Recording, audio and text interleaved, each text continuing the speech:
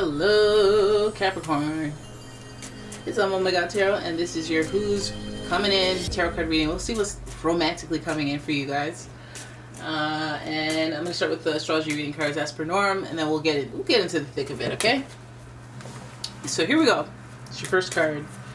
Your first card is Aquarius. Who's coming in? Aquarius energy coming in. Very independent individual.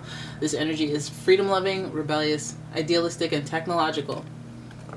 So that is interesting energy. Then we have Leo energy coming in for you, and the energy is flamboyant, dramatic, proud, and passionate.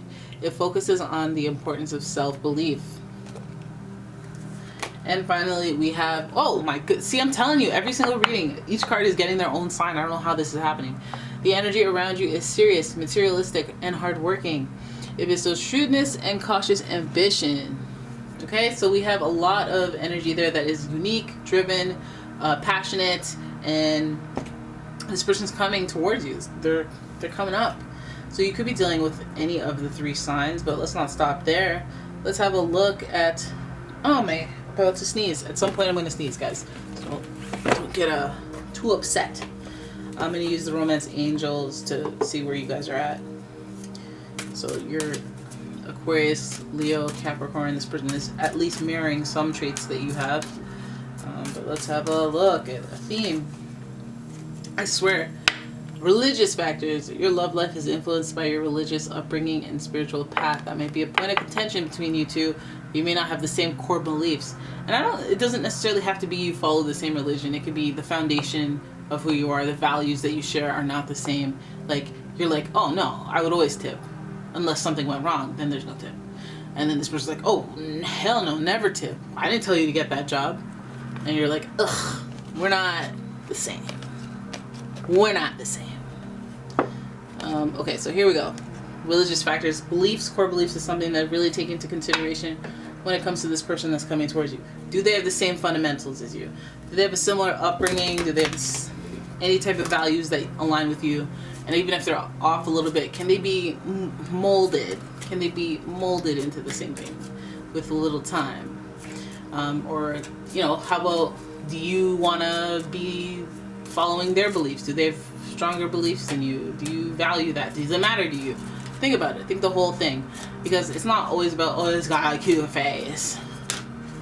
Cute face, good job, over 6 feet. This is great.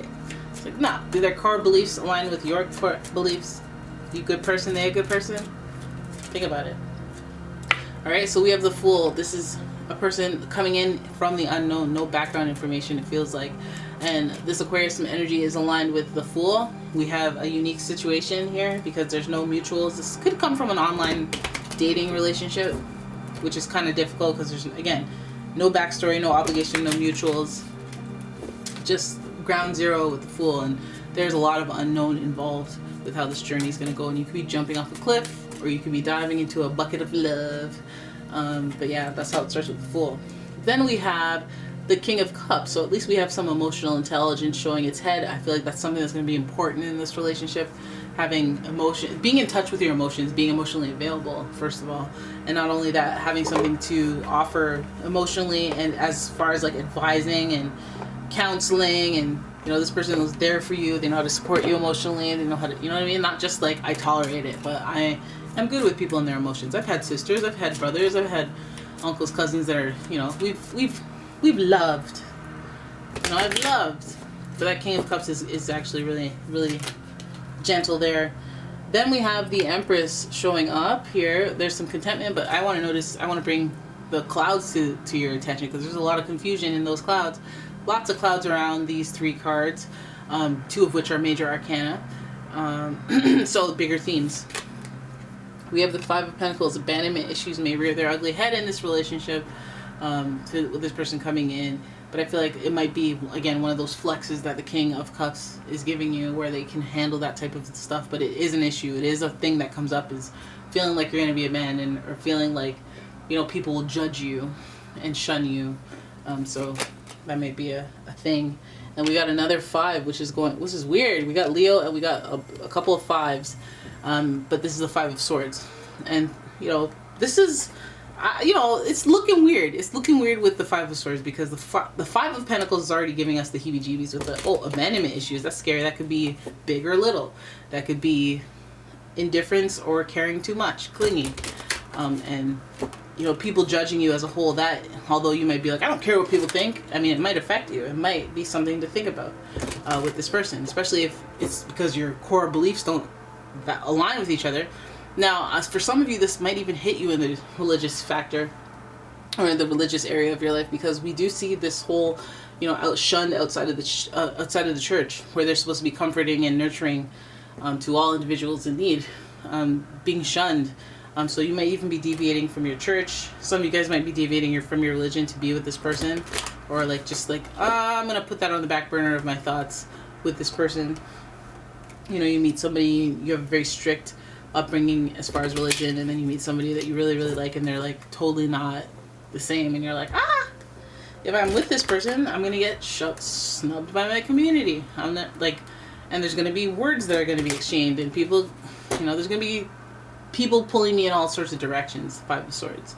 So is that something that you'd be content with? I feel like this person that's coming in is coming in with a lot of core issues and places to make peace. So it's turbulent almost, or it's uncomfortable. It's uncomfortable settling in because of the different changes, or the different just the factors of things you can't really change without time.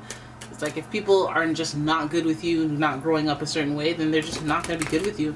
They just have to get used to it. They have to learn to tolerate it over time. And I feel like that's this relationship comes with a lot of that. Because we do have we have the Empress here, and the Empress is supposed to be about contentment, luxury, beauty, relaxing. And part of you makes you go, okay, well, is this person are you putting up with all this because this person's beautiful?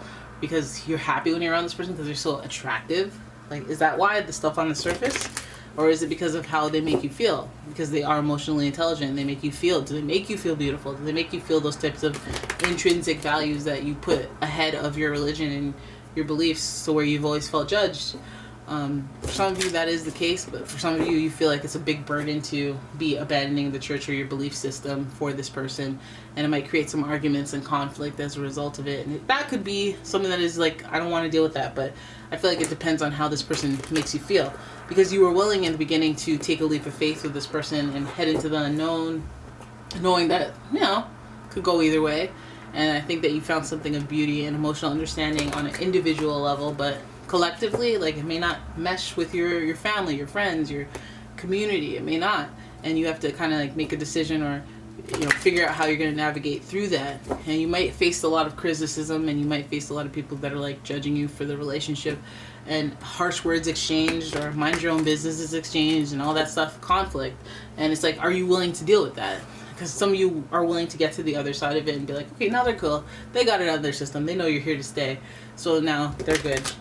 Or are you just being I don't want to deal with that. I'm just going to wait and take my time and find somebody that is more fitting for my lifestyle. It's up to you. But I feel like this person coming in is coming in with a lot of complications. All right? So there it is. That is your reading. I hope you enjoyed it. If you did, please give the video a thumbs up and subscribe to the channel. Leave a comment, share the video, and if you'd like your own personal reading, please check out the description. There is a link to the website, as well as a link to my Etsy shop. And yeah, I will see you in the next one. Bye-bye.